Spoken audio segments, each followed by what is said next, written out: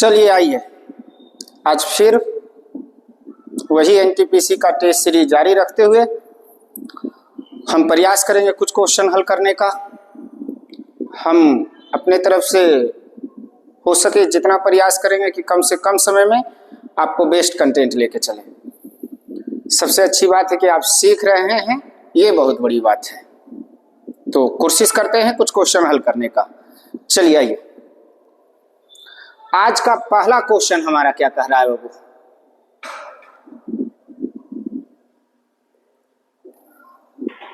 चार क्रमागत सम संख्याओं का योग 484 है।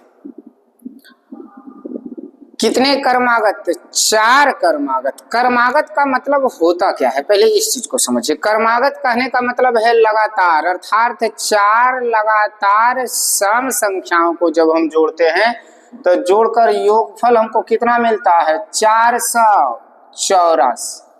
कितना मिल रहा है? 484। तो करा कि सर उसमें से सबसे छोटी संख्या क्या होगी? कौन सी संख्या? सबसे छोटी संख्या। आइए, ऐसे संख्याओं का योगफल और औसत दोनों निकालने का सबसे बेस्ट तरीका है क्या? समझते हैं उस चीज को। संख्याएं है कितनी? तो 4। First, second, third and fourth. देखिए, जैसे एक नॉर्मल सी बात बता देते हैं हम आपको कि अगर कह दे तीन क्रमागत सम संख्याओं का औसत, तीन क्रमागत सम संख्याओं का औसत 24 है, तो बताएं कि उनमें से सबसे बड़ी संख्या क्या कौन सी होगी? तो औसत कहता है बाबू ना बड़ी संख्या ना छोटी संख्या, ना मैक्सिमम वैल्यू ना ही मिनिमम वैल्यू, बल्कि आप हमें बीच का वैल्यू बताइए। जैसे कह दे तीन क्रमागत सम संख्याओं का औसत 24, मतलब ये 24 कहाँ वाला वैल्यू दिया है? बीच वाला। इसका मतलब सम में कितना का अंतर? 2 का, तो ये हो जाएगा 22 और ये हो जाएगा 26। ये 3 का सीरीज है तब, मतलब विषम रूप में सीरीज रहे तब। जैसे 4 ना होकर के 5 रहता, 5 का सीरीज मान लीजिए यहाँ 28 होता, यहाँ 30 होता, तो इसका औसत हो जाता है 26। औसत जब भी होती है तो बीच वाली संख्या होती है, ना बड़ा वैल्यू ना ही छोटा वैल्यू, अर्थात ना मैक्सिमम वैल्यू ना ही मिनिमम वैल्यू। कहोगे सर पूछ योगफल रहा है लेकिन आप चर्चा औसत की कर रहे हैं।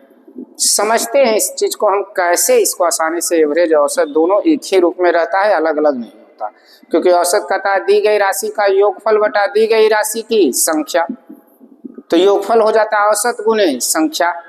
यहां हम समझते हैं, एक चीज ध्यान रखिएगा, सम संख्या में अंतर हमेशा कै का? 2 का। लेकिन जब वही 4 गो के ग्रुप रहे तो कैसे हल करेंगे? जैसे कोई 4 संख्या का ग्रुप हमको दे देगा बाबू, तो मामला बिगड़ जाएगा कि सर इसमें कौन सा बीच में? तो बीच में यहाँ कै गो हो जाएगा? 2, अर्थात जो निकलेगा वो 2 संख्याओं का निकलने जा रहा है उसको। समझ गए कैसे? आइए इसको हम हल करते हैं। हमें इन दोनों का आप औसत बता दीजिए, औसत कितना होगा? तो औसत का दी गई राशि का योगफल बटा दी गई राशि की संख्या। तो योगफल कितना है बाबू? 484। और संख्या बता दीजिए 4, भाग दीजिए क्या आ गया? तो भाग देंगे तो आ जाएगा बर चौका 48 और 4 का 4, कितना? 121। किसका वैल्यू आया है? दूसरा और तीसरा के बीच का वैल्यू आया है। अब ऐसी संख्याओं में हम सीरीज किस रूप में आगे बढ़ेंगे? क्योंकि यहाँ बात सम का कर रहा है, तो इसमें कितना जोड़ देंगे तो सम हो जाएगा। तो अगर इसमें हम 1 जोड़ दे बाबू, कितना जोड़ दे? 1, तो सम कौन मिल जाएगा? 122। इधर 1 घटा दीजिए आप, क्योंकि 2 का अंतर होता है, तो -1 और +1 में तो इकाई हो जाएगा 120। समझ गए? आइए इसके बाद अब यहाँ मिल जाएगा, ये तीसरी संख्या निकल गया, ये दूसरी। हमको पूछ रहा है छोटी संख्या, तो उधर बढ़ने से कोई मतलब नहीं, हालांकि फिर भी हम लिख देते हैं 124। इधर 2 का अंतर हो जाएगा 118। अर्थात पूछ रहा है सबसे छोटी संख्या, तो हमारा सबसे छोटी संख्या कौन सा हो जाएगा 118। तो ऐसे सीरीज के लिए आपको कोई जरूरत नहीं है x plus 2 x plus 4 x plus 6 मानते रहने की, कोई जरूरत ही नहीं है। कभी एवरेज पढ़ेंगे तो आसानी से हम वहाँ योगफल निकालने के लिए भी सीख जाएंगे, या कभी योगफल पढ़ेंगे तो वहाँ भी हम एवरेज आसानी से निकालने के लिए सीखेंगे। तो आप मेरे ख्याल से इस क्वेश्चन को आप समझ हो गए होंगे। तो चलिए अगले क्वेश्चन की ओर बढ़ते हैं। 3 पर पावर 45 माइनस 1 और 3 पर पावर 35 माइनस 1 का महत्तम समापवर्तक हाईएस्ट कॉमन फैक्टर, या बोल सकते हैं GCD ग्रेटेस्ट कॉमन डिवाइजर्स, ये दोनों नामों से इसको जाना जाता है। चलिए इसको हल करते हैं। क्वेश्चन तो है थोड़ा सा अलग तरह का।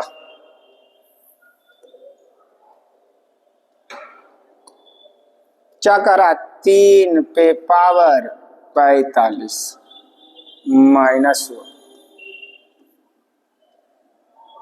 एंड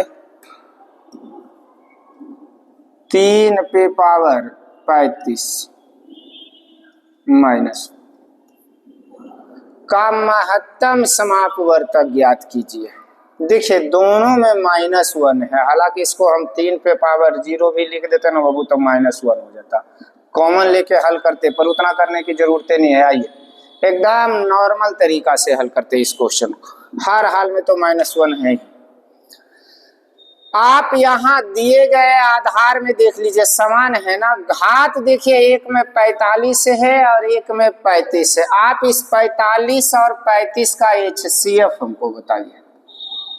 तो मेरे ख्याल से HCF हो जाना चाहिए 5। HCF मेरे ख्याल से आप लोग सारे बच्चे जानते होंगे डिफरेंसेज में कैसे होता है HCF। LCF निकालने के लिए ज़्यादा कोई दिक्कत नहीं है। जैसे कोई आपको पूछ दे 8 और 12 का HCF कितना होगा, तो बताइए ये दोनों का अंतर क्या है 4 ना, तो इसका HCF 4 हो जाएगा। कोई पूछ दे 15 या 20 का HCF क्या होगा, बताइए ये दोनों का अंतर क्या है 5 का, तो यही हमारा HCF हो जाएगा। समझ गए? कहोगे कुछ और कंडीशन इसमें लगते हैं बाबू, जो भी समय नहीं है फिर कभी हम बता देंगे। डिफरेंसेज में फिर मेरे ख्याल से आप समझ रहे होंगे। कह रहे होंगे सर 3 सीरीज रहता तब 12 15 अगर 18 रह जाता, तब 18 से कोई मतलब नहीं रखे। इन दोनों का डिफरेंसेज देखिए 3 है, देखिए 3 से सारे डिजिट कट रहे हैं तो फिर ये 3 हो जाएगा।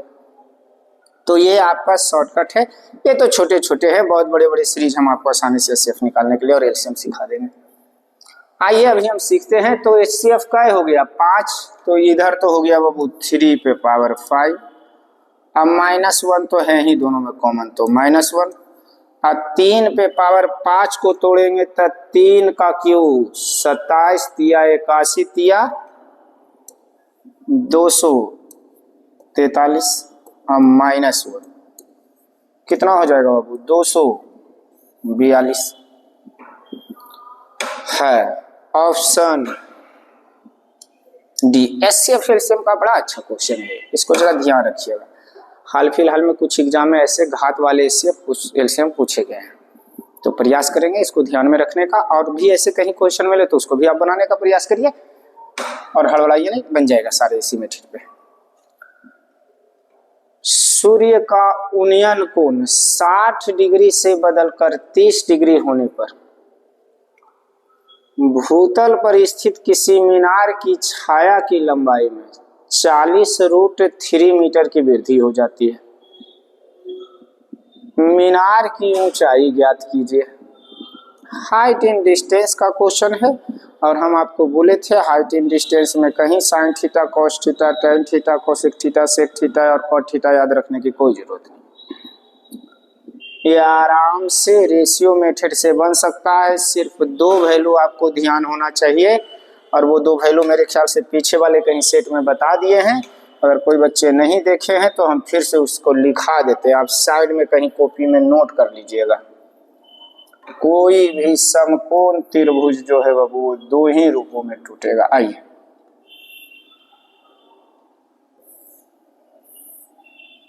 चलिए आइए, पहला ये तो हर हाल में 90 रहेगा जूनियर। अगर ये 30 डिग्री हो जाए बाबू और त्रिभुज के तीनों कोनों का योगफल 180 डिग्री, तो मेरे ख्याल से ये 60 हो जाएगा।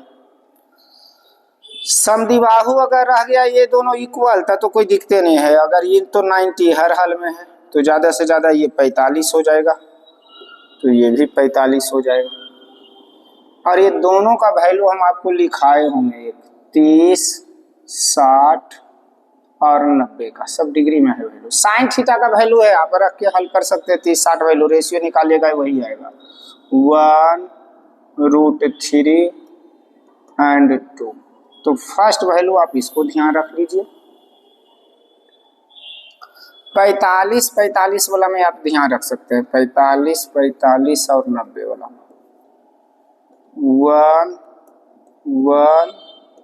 1√2, तो आप इसको भी ध्यान में रख सकते हैं। और अगर ये दो वैल्यू आपको याद है तो कहीं भी हाइट इन डिस्टेंस का क्वेश्चन आप नहीं छोड़िएगा। कुछ कॉन्सेप्ट की वजह से आप पकड़ नहीं पाए, लैंग्वेज की वजह से ना पकड़ पाए तो परेशान जरूर होइएगा, लेकिन छूटने का कहीं सवाल नहीं है। समझ गए? तो चलिए, इसमें हमारा क्या कह रहा है, 60 और 30 वाला उपयोग है, तो इससे तो कोई लेना देना है नहीं, तो इसे हम मिटाते हैं। चलिए आइए, क्वेश्चन हमारा कह क्या रहा है, बनाते हैं क्वेश्चन को। एक समकोण त्रिभुज है जिसका उन्नयन कोण पहले कितना था, 60 डिग्री, और तब जाकर के 30 डिग्री पर पहुंचता है बाबू। तो इसका जो यहां से यहां का है ना, मीनार की छाया की लंबाई में वृद्धि हो जाती है, कितना, 40√3। हमसे पूछा गया है मीनार का हाइट बताइए, ये इक्वल टू व्हाट। देखिए, इसमें दो त्रिभुज है, पहला ए बी सी मान लेते हैं, एक ए बी डी मानते हैं। तो 60 हो गया, मतलब ये तो हर हाल में 90 है। पहले त्रिभुज एबीसी से हल करते हैं, त्रिभुज एबीसी से हल करिएगा तो ये 60 हो गया ना, तो ये क्या हो जाएगा, 30। और देखिए वहां वैल्यू आपका दिया हुआ है 60, 90, 30 वाला, कितना दिया, 60 के सामने वाला वैल्यू √3 अर्थात ये √3 है, और 30 के सामने वाला वैल्यू 1 अर्थात यहाँ से यहाँ की हाइट दे दिया है बाबू, अच्छी लंबाई 1 मीटर। लेकिन अब अगर हम जाएं तो त्रिभुज ए बी डी में,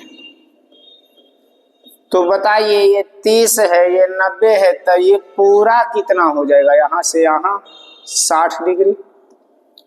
और 60 के अनुसार आपका BD का वैल्यू होना चाहिए था, यहां से हाइए ना, √3। और 30 के अनुसार आपका वैल्यू होना चाहिए था बाबू 1, त्रिभुज ABD से 1 ना, जबकि यहाँ वैल्यू है कितना, √3, तो √3 का तुलना 1 से। अब मुझे BD निकालना है, BD निकालने जा रहे हैं बाबू, तो BD निकालना है तो BD हो जाएगा गुने √3 अर्थात कितना, 3। तो यहां से यहां की लंबाई कितना हो गया, 3।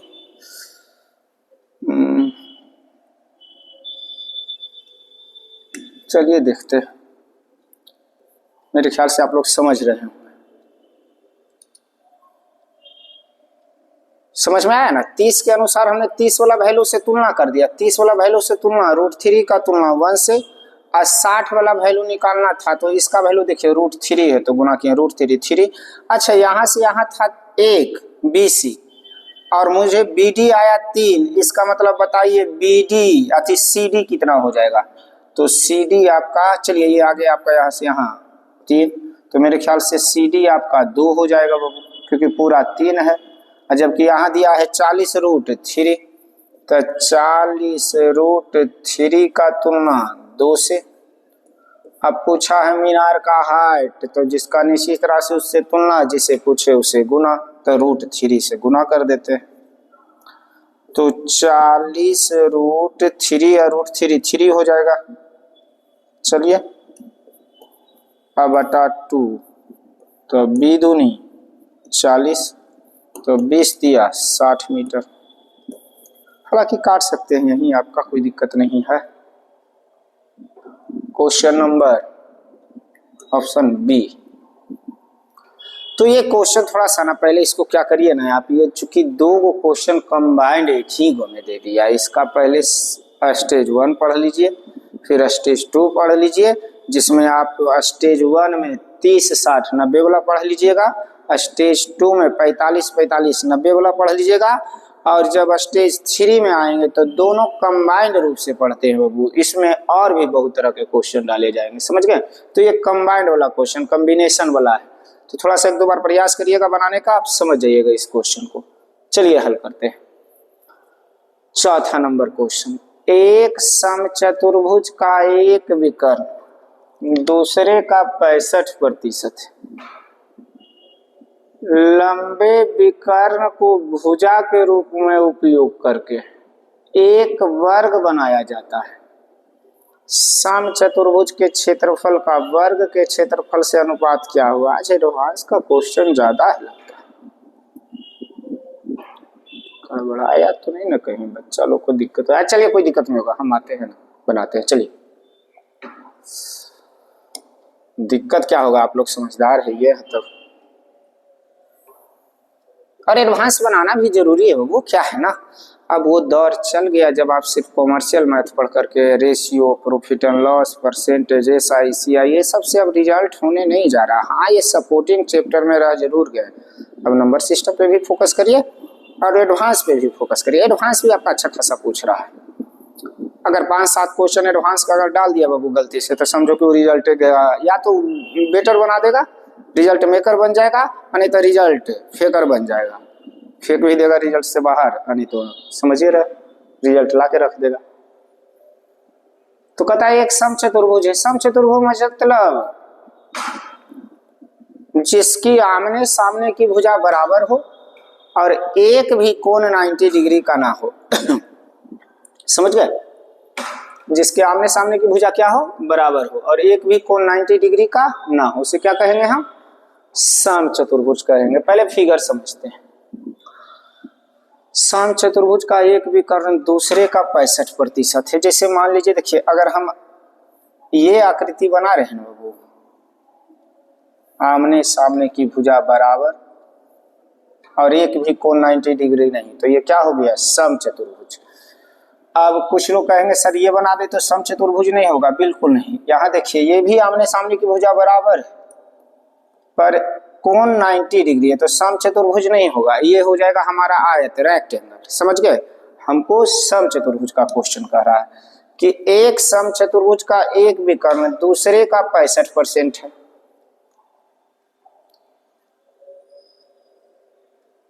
%, लंबे विकर्ण को भुजा मान के, तो लंबा विकर्ण तो यही होगा बाबू। इसका 65% दूसरा विकर्ण है। अब प्रतिशत मतलब 100, तो इसको हम 100 मान लेते हैं। दूसरा विकर्ण हो जाएगा 65, और लंबे वाले विकर्ण को भुजा मान के एक वर्ग बना दिया है, अर्थात इसकी प्रत्येक भुजा 100 हो जाएगी।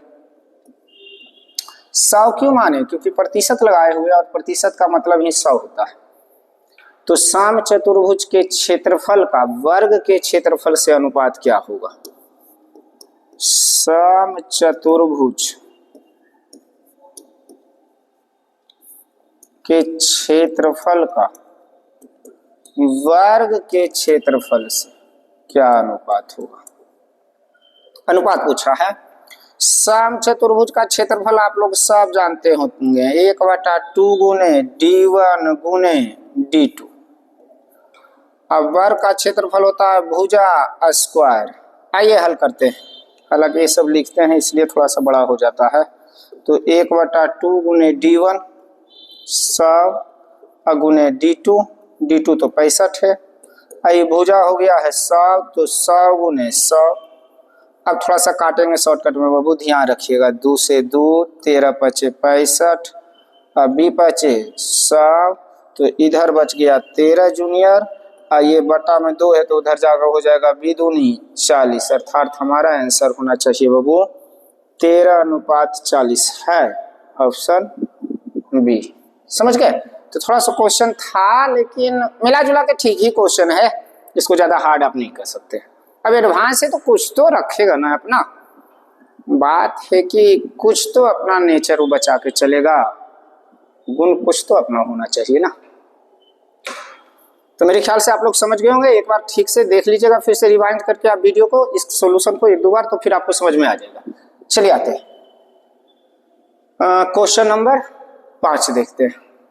एक आयताकार खेत की बाड़ लगाने की लागत 24 रुपये प्रति मीटर के हिसाब से 1920 रुपया, ये एडवांस आज डालिए दिया। यदि इसकी लंबाई 23 मीटर हो तो इसकी चौड़ाई ज्ञात कीजिए। चलिए देखते हैं। एक आयताकार खेत की बाड़ लगाने की लागत, बाड़ लगाने का मतलब घेरने का बाबू, चारों तरफ से घेरने का लागत 24 रुपये प्रति मीटर के हिसाब से 1920 रुपया है, अर्थात 1 मीटर का खर्चा 24 रुपया है, तब 1920 रुपया लगता है। और चारों तरफ से घेरेंगे, आयताकार है। चलो इधर आओ जूनियर, पहले इसको समझते हैं। आयताकार को घेरेंगे चारों तरफ से, ऐसा वाला बाड़ लगाना है तो चारों तरफ से घेरेंगे, चारों तरफ से घेरेंगे, तो मेरे ख्याल से हमारा हो जाएगा, आयता का परिमाप क्या होता है, परिमाप हो जाएगा बाबू, चारों तरफ से घेरने का मतलब क्या, परिमाप। अब परिमाप इसका हो जाएगा हमारा 1920 बटा 24, 24 अठी 52 से 80 मीटर, ठीक है। यदि इसकी लंबाई 23 मीटर है तो इसकी चौड़ाई क्या होगी, बहुत अच्छा, परिमाप हो गया 80, तो 2 इंटू लंबाई दे दिया है 23 मीटर, चौड़ाई पूछ रहा है तब भी, ऊंचाई अच्छी कितना, परिमाप कितना आ गया टोटल 80, तो 40 दूनी 80। चलिए बी घटाते हैं बाबू, 23 घटाते हैं 40 में तो 17, ठीक, ऑप्शन ए ठीक ठाक है क्वेश्चन। चारों तरफ से घेरने का मतलब होता है उसका परिमाप, और 1 मीटर का खर्चा है 24 रुपया, तब 1920 रुपया लग रहा है, तो कितना घेर रहे हैं, तो घेर रहे हैं हम क्या 80 मीटर। आयत का परिमाप 1 मिनट, कहीं ये भी ना पता रहे तो मामला गड़बड़ा जाएगा। आयत का परिमाप ना बाबू, आप लोग ऐसे मेरे ख्याल से ये सब तो जानते होंगे, 2 इंटू लंबाई या प्लस चौड़ाई होता है, ध्यान रखिएगा, ये परिमाप का फॉर्मूला है। तो तरीके काहेला बिना मतलब के कचरा करिएगा, ये लिख ही देते हैं 2 इंटू लंबाई प्लस चौड़ाई, ये परिमाप का आपका फॉर्मूला है, इसको आप ध्यान रख लीजिएगा। जो बच्चे समझ रहे होंगे ठीक है, नहीं तो फिर इसको नोट कर लीजिएगा। चलिए आइए, राकेश के पास सिर्फ 2 रुपये और 5 रुपये के सिक्के हैं। यदि उसके पास कुल सिक्कों की संख्या 60 है और उसके पास 240 रुपये हैं तो क्रमशः 2 रुपये और 5 रुपये के सिक्कों की संख्या ज्ञात कीजिए। ये तो गाय मुर्गा का क्वेश्चन है, अब कमर्शियल का मिल चुका है। आइए, राकेश के पास सिर्फ 2 रुपये और 5 रुपये के कुछ सिक्के हैं। कई रुपये वाले हैं? पहला एक काम करते हैं, इसको हम गाय मुर्गा में बना लेते हैं। सबसे अच्छा बेस्ट कॉन्सेप्ट गाय मुर्गा वाला कॉन्सेप्ट अगर आप पकड़िएगा ना तो आपका इस पे बन जाएगा कॉइन्स वाला प्रॉब्लम, रेल का प्रॉब्लम कई सारे बन जाएंगे, टाइम एंड डिस्टेंस का कई प्रॉब्लम बन जाएंगे, एसआई और सीआई का कई प्रॉब्लम बन जाएंगे। तो जरा सन गाय मुर्गा वाला कॉन्सेप्ट ध्यान रखिएगा आप लोग। तो पहला है 2 रुपया वाला, आइए ना हम यहाँ बता देते हैं एक बार डिटेल में तो ताकि आपको समझ में आ जाए कि क्या कहना चाह रहे हैं। पहला सिक्का 2 रुपया वाला, दूसरा 5 रुपया वाला। कुल सिक्कों की संख्या, कुल संख्या है 60 और कुल धन है कितना 240 रुपया। हमको पूछा 2 रुपया और 5 रुपये वाला, तो आइए ना हम पहले 2 रुपया वाला निकाल लेते हैं। क्यों? क्योंकि 2 रुपया वाला अगर मान लीजिए टोटल 60 सिक्का है, टोटल 60 सिक्का है टोटल, और 2 रुपया वाला निकल के आ जाएगा हमारा 10 सिक्का। तो मान लो कि तब फिर 5 रुपया वाला बताइए कै हो जाएगा। 5 रुपया वाला 60 में 10 घटा देंगे तो बच जाएगा 50। समझ गए। तो 2 रुपया वाला निकल जाएगा तो अगला निकालने की कोई जरूरत नहीं है, घटा देंगे टोटल से आराम से निकल जाएगा। तो हम लोग जानते हैं गाय कहे मुर्गा, मुर्गा कहे गाय, गाय कहता है तो मुर्गा और मुर्गा कहता है तो गाय। निकाल रहे हैं, पूछ रहा है 2 रुपया वाला, तो हम लोग मान लेंगे कितना 5 रुपया वाला। अगर 60 का 60 सिक्का 5 रुपया वाला होता तो टोटल धन होना चाहिए था 300 रुपया, जबकि है कितना 240। अंतर 60 का। यहाँ अंतर बताइए कै का 3 का। चलिए 3 से भाग दे देते हैं तो कै हो जाएगा 20। अर्थात 20 सिक्के कै रुपये वाला हैं, 20 गो है आपका 2 रुपया वाला। अब 5 रुपया वाला होगा कितना, तब 5 रुपया वाला हो जाएगा बाबू टोटल कै गो था 60, तो 5 रुपया वाला हो जाएगा 60 माइनस 20 घटाइए 40। अर्थात हमारा आंसर होगा 20 एंड 40। ऑप्शन में है ऑप्शन बी। तो गाय मुर्गा पे ये आपका आसानी से बन जाएगा। हालांकि इसको आप एलिगेशन पर भी बना सकते हैं, जो आपका एसआई का कंडीशन लागू हो जाएगा। दर निकाल करके समय दे ही दिया है, समझ रहे हैं, तो उसमें समय कुछ नहीं तो 1 बरस है, ऐसा थोड़े है कि नहीं दिया हुआ है। यदि 20% स्पिरिट युक्त 50 लीटर तरल में 10 लीटर पानी मिला दिया जाए तो परिणामी मिश्रण में स्पिरिट का प्रतिशत कितना होगा। 20% स्पिरिट युक्त 50 लीटर तरल में 10 लीटर पानी मिला दिया जाए। दूध और पानी से संबंधित प्रतिशत वाला प्रश्न। जब कभी प्रश्न में दूध मिलाने की बात कही जाए तो दोनों तरफ पानी लिखेंगे, और यदि पानी मिलाने की बात कही जाए तो दोनों तरफ दूध लिखे। यहाँ कह रहा है 10 लीटर पानी मिला दिया गया है, तो हम लोग दोनों तरफ क्या लिखेंगे स्पिरिट। चलिए आइए दोनों तरफ स्पिरिट लिखते हैं बाबू।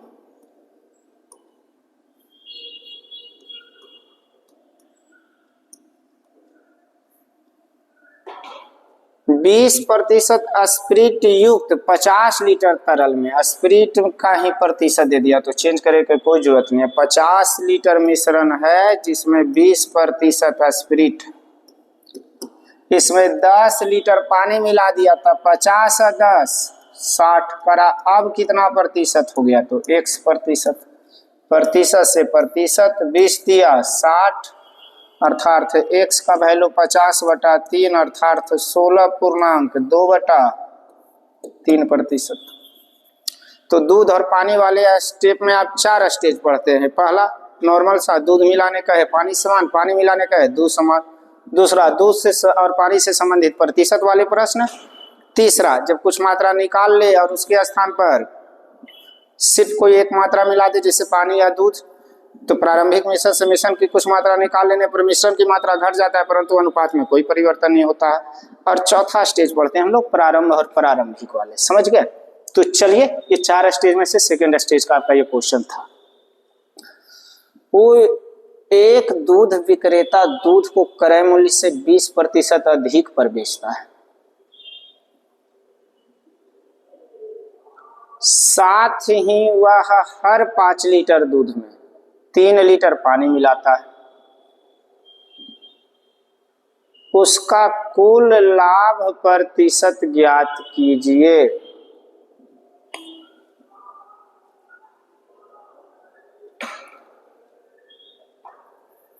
बनाने के लिए तो हम इसको बड़ा भी बना सकते हैं x मान कर भी, और नहीं तो छोटा भी बना सकते हैं। हम आपको छोटा ही बता देते हैं। आइए एलिगेशन का एक मिश्रण में इस तरह का क्वेश्चन है।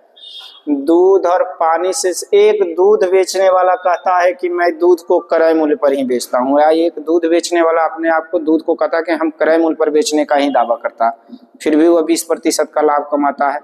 तो बताएं कि वह कितना प्रतिशत उसमें पानी मिलाता है। देखिए जिस रेट पर आप खरीद के लाइएगा अगर उसी रेट पे आप बेचिएगा, फिर से समझिए, जिस रेट पर हम खरीद के ला रहे हैं उसी रेट पर बेचेंगे तो लाभ कभी होगा नहीं ना। तो हम जिस रेट पर लाएंगे खरीद कर उसी रेट पर बेचेंगे तो लाभ कब होगा, जब कुछ गड़बड़ करेंगे। गड़बड़ क्या करेंगे, उसमें पानी मिलाएंगे तो लाभ वही होगा जितना हम पानी मिलाएंगे। लाभ क्या होगा, जो हम पानी मिलाएंगे। यहाँ भी देखिए क्या कर रहा है, 3 लीटर पानी मिला रहा है, अर्थात वो खरीद के ला रहा है दूध कितना, 5 लीटर। पानी कितना मिला रहा है बाबू, 3 लीटर। तो बताओ मिल्क का वाटर का रेशियो, मिश्रण उसके पास कितना हो गया, 8 लीटर। तो बताओ 5 लीटर खरीद के लाया था, बेचेगा 5 लीटर, बेच कितना रहा है, 8 लीटर। तो ये मिल्क तो इतना वो खरीद के लाया था, पानी थोड़े खरीद के लाया होगा, बिस्लेरी मिलाया होगा, नल जल योजना वाला भर दिया होगा। तो हम समझ रहे हैं कि मिलावे वाला है बड़ी गड़बड़ आदमी। तो खरीद के लाया 5 लीटर, लेकिन बेच कितना रहा है, अब वो मिश्रण बेच रहा है, मिला हुआ 8 लीटर। खरीद का जो क्रय मूल्य से 20% अधिक पर बेचता है, अर्थात हम अब क्रय मूल्य इसका कितना मान लेंगे, 100। अब 20% अधिक पर बेच रहा है मतलब 120 विक्रय मूल्य, समझ गए। तो चलिए इसको गुना करते हैं अब इन दोनों को, तो हमारा क्रय मूल्य विक्रय मूल्य आ जाना चाहिए। ये हो जाएगा 500, ये हो जाएगा 12 96, 960। कटता है तो काट दो, अब तो नहीं भी काटता तो ठीक रहता। 50 है, छोड़ो ना, कुछ लोग करेंगे काटिए दीजिए ना सर। तब 25 चौका 100, 25 दूनी 50 और 48 दूनी 96। तो कितना का लाभ हो रहा है बाबू, 23 है ना, बिल्कुल। अब बटा 25 प्रतिशत मतलब 100, तो 25 चौका 100, तो 23 चौका 92% वो लाभ कमा रहा है। है ऑप्शन बी, अच्छा खासा प्रॉफिट कमा लिया। और कुछ मिलाता था एकदम उड़ाइए देता 100%। चलिए क्वेश्चन नंबर 8 हो गया। अब क्वेश्चन नंबर 9 को देखते हैं। ए अकेले किसी कार्य को 20 दिन में पूरा कर सकता है, बी अकेले उसी कार्य को 15 दिन में पूरा कर सकता है, और सी अकेले उसी कार्य को 18 दिनों में पूरा कर सकता है। बी और सी एक साथ कार्य शुरू करते हैं लेकिन 4 दिन बाद दोनों कार्य छोड़ देता है। ए शेष कार्य को कितने दिनों में पूरा करेगा, तेरी जगह ना बचने की मामला ही गड़बड़ा गया। चलिए हल करके देखते हैं क्वेश्चन को।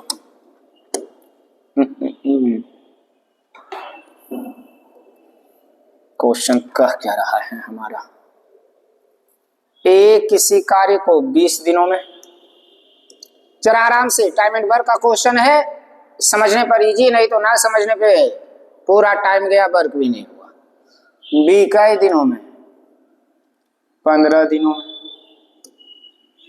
और सी अकेले उसी कार्य को 18 दिनों में। 12 1 मिनट 20 है, 20 15 18 90 तक तो होगा नहीं, 180 हाँ हो जाएगा। तो टोटल आपका कार्य हो जाएगा बाबू 180। ये टाइम है जूनियर। आओ इसको वर्क में बदलते हैं, 20 से भाग दे देंगे तो 9, 15 12 180, 18 दहें 180 हो गया। टाइम को हम वर्क में बदल लेंगे, समझ गए। बी और सी एक साथ कार्य शुरू करते हैं लेकिन 4 दिन बाद, कितने दिन बाद, 4 दिन बाद दोनों ने कार्य छोड़ दिया था। 4 दिन तक किया ना दोनों मिलके, आइए ना दोनों मिलके करेगा। एक दिन काम था 12 10 22, 4 दिन किया है तो 22 के हिसाब से 4 दिन। अब भाग गया, कहा अब हम ना करी, कोई और करी, तो बचा हुआ कार्य करे कौन, ए कितने दिनों में करेगा। तो ए कितना कर रहा है बाबू शेष कार्य को, बोला कई दिन में, तो 9 के हिसाब से कई दिन, तो डी दिन, हमको तो पूरा कार्य करवाना है 180। तो ये हो गया 22 चौका 88 घटाएंगे तो 80 8 92 बच गया। 9 डी बराबर 92, अर्थात डी बराबर 9 दहे के 90, 10 पूर्णांक 2 बटा 9 दिन है ऑप्शन ए। समझ गया? क्योंकि 4 दिन तक तो दोनों ने किया ना, उसके बाद भाग गया कि हट अब हम ना करी, जो करी वो करी, बचा हुआ ये करी। समझ गए ना? चलिए आगे बढ़ते हैं। 2 कारें अहमदाबाद से शुरू होती है और विपरीत दिशाओं में चलती है, जिसमें एक कार की गति दूसरी से 200 किलोमीटर प्रति घंटा अधिक होती है, यदि वे 9 घंटे बाद चाहे 4500 किलोमीटर की दूरी पर। तो दोनों कारों की गति का योग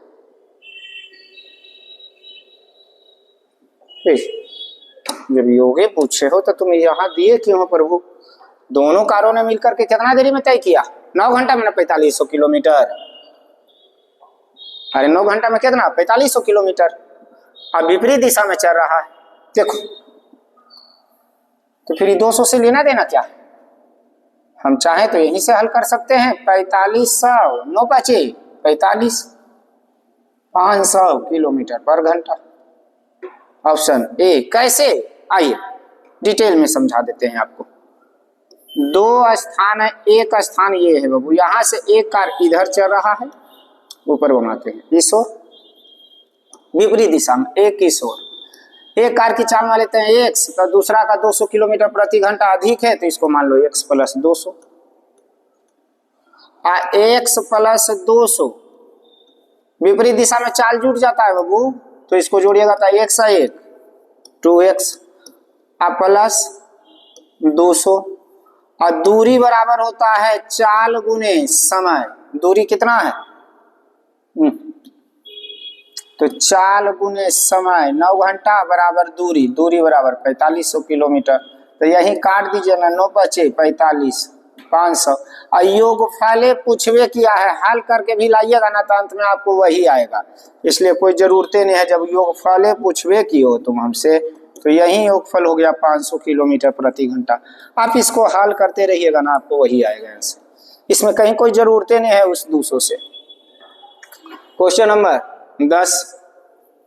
एक बस क्रमशः 3 किलोमीटर प्रति घंटा और 5 किलोमीटर प्रति घंटा की गति से बस की दिशा में गतिमान 2 व्यक्तियों को पार करती है।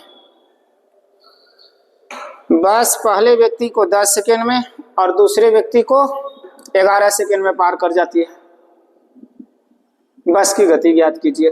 देखिए एक बस है ना, जो उसी दिशा में व्यक्ति को चलते हुए, किस दिशा में? जिस दिशा में बस जा रहा है उसी दिशा में 2 व्यक्ति जा रहे हैं। पहला जा रहा है 3 किलोमीटर प्रति घंटा की चाल से, दूसरा चल रहा है 5 किलोमीटर प्रति घंटा की चाल से।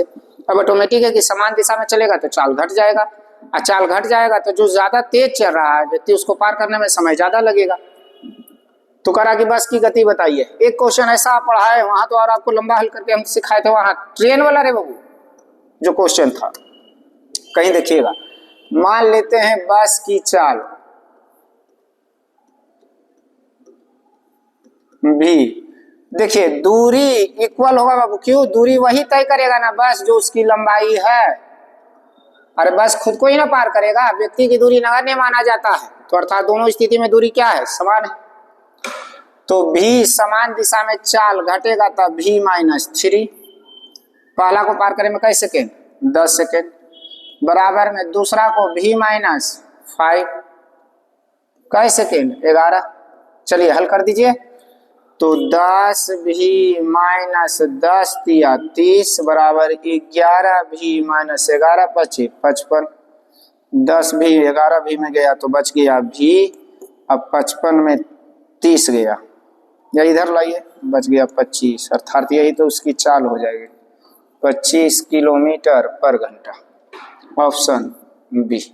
हाँ यहाँ बस की लंबाई पूछ देता, अगर पूछ देता कि सर जी बस की लंबाई बताइए, तो फिर इस 25 में हम 3 घटाते या 5 घटाते, किसी पर भी आप बना सकते। चलिए 25 में अगर आप बना लेते हैं इसी पे, तो 25 में 3 घटाते तो क्या हो जाता? 22। अब 22 गुने 5, 1 मिनट, मीटर प्रति सेकेंड है ना, तो मीटर प्रति सेकेंड में बदलेला 5/18 से और गुने 3 सेकेंड। तो इसको आप हल कर लेते, आप जो आएगा आप दशमलव में आंसर आएगा, अगर दूरी पूछ दे तब, और पीछे हम लोग हल किए हैं ऐसा। चलिए क्वेश्चन नंबर आपका हो गया 12। एक स्टीमर धारा के अनुकूल जाता है और 2 बंदरगाहों के बीच की दूरी को 6 घंटों में तय करता है। यह समान दूरी धारा के प्रतिकूल 8 घंटे में तय करता है। यदि धारा की गति 3 किलोमीटर प्रति घंटा हो तो शांत जल में स्टीमर की चाल क्या हो? इसके लिए दो नोट्स पहले आप ध्यान दे दीजिए। यदि किसी नाव की चाल, ध्यान दीजिए, उसके बाद ही क्वेश्चन एक लाइन में बन जाएगा। यदि किसी नाव की चाल धारा के दिशा में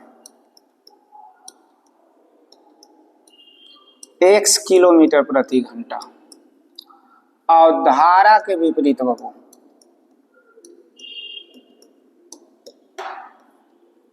22 किलोमीटर प्रति घंटा हो तो दो को ध्यान रखिएगा यहाँ पे नोट्स। शांत जल में नाव की चाल हो जाएगा x + y/2 किलोमीटर प्रति घंटा। दूसरा धारा की चाल हो जाएगा बाबू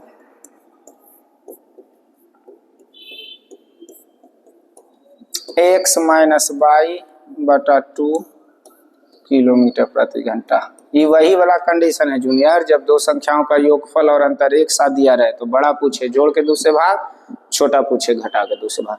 तब अगर ये दोनों आपको ध्यान में रह गया है तो क्वेश्चन बन जाएगा। चलिए आते हैं, चलिए हल करे जा रहे हैं, ध्यान रखिएगा इसको जरा, तभी जाकर के अगला समझ में आएगा क्वेश्चन आपको। एक बस वही क्वेश्चन पीछे आ गया क्या? अच्छा फॉर्मूला ध्यान रखें ना, क्वेश्चन नंबर अगला ना है। एक स्टीमर धारा के अनुकूल जाता है और दो बंदरगाहों के बीच की दूरी कितना देर में तय करता है? धारा के अनुकूल कहने का मतलब है धारा के दिशा में। धारा के दिशा में जाने में समय लगता है बाबू आपका 6 घंटा और धारा के विपरीत 8 घंटा। ये टाइम है, एक चीज ध्यान रखना। कुछ लोग कहेगा काटिए दे सर, 3 और 4 कर दे, ज्यादा छोटा है। काटने में तो फिर कोई दिखते नहीं है, आप लोग को एक्सपीरियंस रहता है, तो ऐसा कभी मत करिएगा। टाइम अगर आपका दिया जैसे ही 15 दिन में करता है कोई काम भी 20 दिन में, तो वहां काट दे देते, बिल्कुल नहीं। कार्य दिया हुआ है उसको हम समय में बदलेंगे और यहाँ हो जाएगा आपका टोटल दूरी। अगर पूछा टोटल दूरी तो मेरे ख्याल से 24 इसका एलसीएम 6 से भाग देंगे बाबू तो वर्क हो जाएगा। यहाँ टाइम है, यहाँ वर्क नहीं होगा, यहाँ स्पीड होगा। चाल कितना? 6 चौका 24, 8 तिया 24। क्या कह रहा है? यदि धारा की गति 3 किलोमीटर प्रति घंटा, वहां धारा की गति कितना दिले बाबू? 3 किलोमीटर। याद करिए पीछे बताएं, जब धारा की चाल पूछे तो घटा के दूसरे भाग, और शांत जल में नाव की चाल पूछे तो जोड़ के दूसरे भाग। तो इसको घटा के दूसरे भाग बाबू बताओ, 4 में 3 गया, 1/2 तो 2 ऊपर लेके चल जाते हैं। शांत जल में नाव की चाल पूछ रहा है तो जोड़ के दूसरे भाग 4 और 3 7/2, 2 से 2 सतिया 21 किलोमीटर प्रति घंटा। ना रे हरे ऑप्शन बी। क्वेश्चन नंबर 12 आपका हो गया। चलिए क्वेश्चन देखते हैं 13। एक कार का मूल्य हर वर्ष 20% की दर से कम हो जाता है। 2 साल बाद कार का मूल्य 4,80,000 रुपया हो जाएगा। कार का वास्तविक मूल्य क्या था? तो हो ही जाएगा सेकंड हैंड। परसेंटेज की क्वेश्चन है, एससीआई का भी क्वेश्चन कह सकते हैं इसको आप, कमी वृद्धि वाला। जब n वर्ष बाद की जनसंख्या और n वर्ष पूर्व की जनसंख्या पूछते, समझ गए? तो ये दोनों क्वेश्चन को जरा से कैसे हल करेंगे, चलिए देखते हैं। मान लेते हैं प्रारंभ में उस कार्य का मूल्य बाबू कितना? प्रतिशत मतलब 100। 2 वर्ष बाद उसका मूल्य क्या हो जाएगा? कमी कितना हुआ है? 20% तो 80। और 2 वर्ष की बात कर रहा है तो पावर 2 बैठा दो,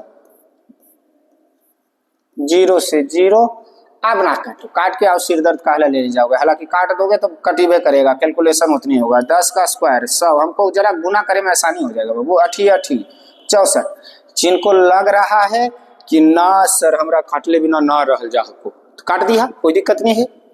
क्या है ना, हम बार बार करे हैं एग्जाम अगर आप जनरल कंपटीशन में आए बाबू तो इंटेलिजेंट बनने का प्रयास मत करिए, स्मार्ट बनने का प्रयास करिए। इंटेलिजेंट बनने वाला बच्चा के आज तो हम काट छाट के बराबरे कर दो, वो लगे रह जाएंगे। कई बार मालूम चलता है कि सर बन जीतल 2-4 क्वेश्चन और टाइम ही नहीं बचली, तो ऐसे में तो नहीं है बचेगा। तो कोशिश करिए इंटेलिजेंट ना बने, स्मार्ट बने। मैथ अगर आप बना रहे हैं, पढ़ रहे हैं किसी भी टीचर से या कहीं भी आप मैथ पढ़ रहे हैं, तो समझ लीजिए कि हमसे लोल कोई है ही नहीं है। मैथ ये सोच के पढ़ो, ये नहीं कि हम बहुत टैलेंटेड है, बहुत जानकारी वाला है। आराम से सीखने का प्रयास करो। हर वक्त आपका माइंड सेट क्वेश्चन के कैलकुलेशन पर होना चाहिए कि कहाँ से हमको इजीली कैलकुलेशन निकल के चलाएगा। काटने के लिए काटेंगे तो कैलकुलेशन थोड़े नहीं होगा, लेकिन ये माथा का दर्द हो जाएगा। आइए 2 बरस बाद मूल्य है 4,80,000, 4,80,000। यहाँ 2 साल बाद है 64। शुरू वाला मूल्य पूछ रहा था कि कितना में खरीद के लाए हैं। 64, 16 चौका 64, 16 48, 40, 25 चौका 100, तो 25 तिया 75 पे 4 0 बैठा देंगे सर। अर्थात हुआ कार्य का मूल्य हो जाएगा 7,50,000। ऐसे करके दे दिया है, उससे क्या दिक्कत है? देखिए ना ऑप्शन सी हो गया क्लियर। चलिए क्वेश्चन नंबर अगला देखते हैं। किसी स्कूल में लड़कों और लड़कियों की संख्या का अनुपात 3:2 है। यदि 20% लड़का और 25% लड़कियां को छात्रवृत्ति प्राप्त होती है तो कितने प्रतिशत छात्रों को छात्रवृत्ति प्राप्त नहीं होती है? हम तो कैलकुलेशन लंबा ना ही करी सर, बनाने के लिए तो ये भी लंबा बनी। 3:2, 20% लड़कों को और 25% लड़कियों के। अच्छा बॉयज और गर्ल्स है। लड़का लोग को बेचारा छात्रवृत्ति मिला कहाँ है? इस धरती पर सताया हुआ सबसे बड़ा प्राणी वही है। आप लोग ग्रेजुएशन बच्चियां लोग करता है तो 40-50 हजार सुन रहे हैं। अगर लड़का लोग को है बेचारा लतिया के भगा देता है, कोई वैल्यू नहीं रह दिया है। घर में भी वही हाल है, बाहर भी वही हाल है। अरे सरकार ठीक है, जैसे भी हमारे एक सरकार में कोई है माई बहन योजना है, कुछ ऐसे करके चला रहे हैं। बिहार में भी कुछ ऐसी योजना की घोषणा हुई है, माई बहन सम्मान योजना। अरे भाई से क्या एलर्जी है? भाई पर भी थोड़ा ध्यान दीजिए। हम लोग को तो कोई वैल्यू नहीं है।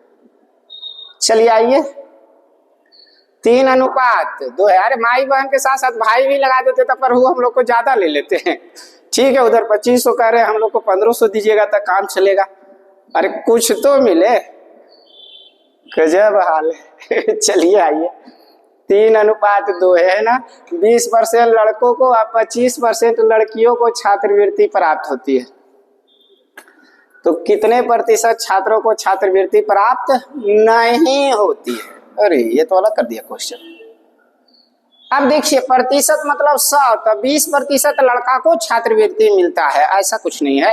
सरकार का अपना प्रोग्राम होता है, उधर छोड़िए, कहीं ऐसा ना हो कि हमको कहे कि रुपये आपको देते हैं, कोई 2-4 इधर मारेगा उधर तो हमारा तो और हालत खराब हो जाएगा, हड्डियों टूटवे करेगा खाली। 20% लड़कों को छात्रवृत्ति मिलती है, 25% लड़कियां को। तो मैं नहीं मिल रहा है कितना को जूनियर? 20% लड़का को मिल रहा है ना, तो नहीं कितना को मिल रहा है बाबू? 80% को। इसका मतलब 80% को छात्रवृत्ति नहीं मिला। क्यों नहीं में बदल रहे हैं जूनियर? क्योंकि नहीं का पूछ रहा है। तो 20% लड़का को मिल रहा है, मतलब 80 को नहीं मिल रहा। लड़की में 25% को छात्रवृत्ति प्राप्त होती है, मतलब नहीं कितना को मिल रहा है? तो 75%। देखिए एक तो आप सीधा सीधी गुना करके बना दीजिए, उतना मत करिए। 75 छोटा वाला से चलिए, दोनों से बन सकता है, बड़ा से भी छोटा से। बड़ा से छोटा की ओर चलेंगे तो घटेगा, छोटा से बड़ा की ओर चलेंगे तो जुटेगा। तो बड़ा की ओर चल रहे हैं, प्लस 5 ज्यादा ना, तो 5 तिया 15 और टोटल पूछ रहा बाबू, तो 3:2 5 भाग दे दीजिए, 5 तिया 15। हाँ ठीक है। तो 75 और 3 78% को छात्रवृत्ति नहीं मिलती है। Option C. तो क्वेश्चन नंबर 14 भी आपका हो गया, और भी है, हाँ है 15। एक दुकानदार ने, काहे जी ऐसे काहे होते है? एक दुकानदार ने 2 खिलौने में से प्रत्येक को 910 रुपये में बेचे। पहले खिलौने पर उसे 10% का लाभ हुआ और दूसरे पर उसे 10% की हानि हुई। कुल प्रतिशत लाभ या हानि ज्ञात कीजिए। निश्चित राशि का उपयोग करके बनाइएगा या ऐसे ही हल करिएगा। आपको एक कंडीशन हम बता देते हैं, 2 कंडीशन आप नोट कर लीजिएगा। आइए ना हम लिखा ही देते हैं।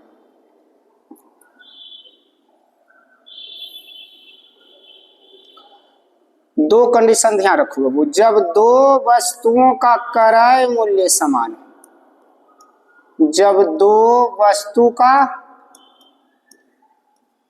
क्रय मूल्य समान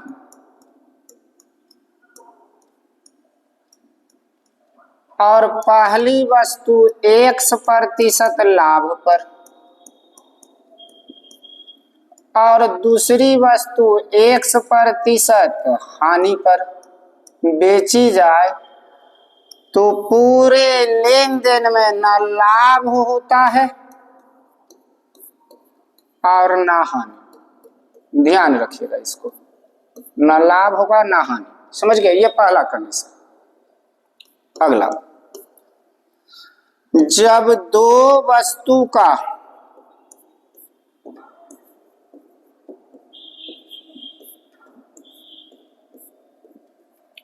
विक्रय मूल्य समान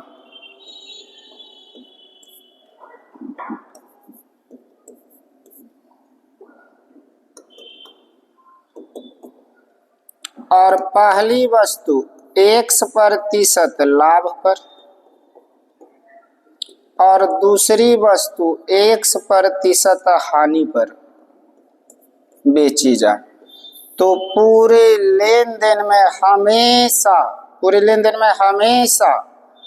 1/100% की हानि होती है। समझ गए? इतने रखे ना। और निश्चित राशि से हमको कोई लेना देना नहीं। ये प्रॉफिट एंड लॉस का कंडीशन है, आप समझ लीजिएगा। जब 2 वस्तुओं का क्रय मूल्य समान हो और पहली वस्तु 1% लाभ पर और दूसरी वस्तु 1% हानि पर बेची जाए। जब 2 वस्तु का क्रय मूल्य समान हो तब, तो पहली वस्तु अगर 1% लाभ पर बेच रहा है, दूसरी वस्तु 1% हानि पर, तो पूरे लेन देन में ना लाभ होगा ना हानि। आप कैलकुलेशन मेथड से हल कर लीजिएगा। कभी मौका मिला तो जरूर बता देंगे। कभी थ्योरी में वैसे क्वेश्चन मिल गए तो देख लेंगे हम उसको फिर डिटेल में। यहाँ कहता है कि ना लाभ ना हानि। और जब 2 वस्तुओं का विक्रय मूल्य समान हो और पहली वस्तु को 1% लाभ पर और दूसरी वस्तु को 1% हानि पर, तो पूरे लेन देन में हमेशा x² 100% की हानि। यहाँ बताइए क्रय मूल्य समान है कि विक्रय मूल्य? प्रत्येक को 990 रुपये में बेचा मतलब विक्रय मूल्य, और पहले खिलौने पर 10% लाभ और दूसरे पर 10% हानि, तो हमेशा 100² मतलब 10 का स्क्वायर 100/100 भाग देंगे बाबू, तो 1% की क्या हानि। समझ गए? तो मेरे ख्याल से आपका 15 क्वेश्चन आज हो गया और रहने दीजिए आज के लिए इतना ही। चलिए ठीक है।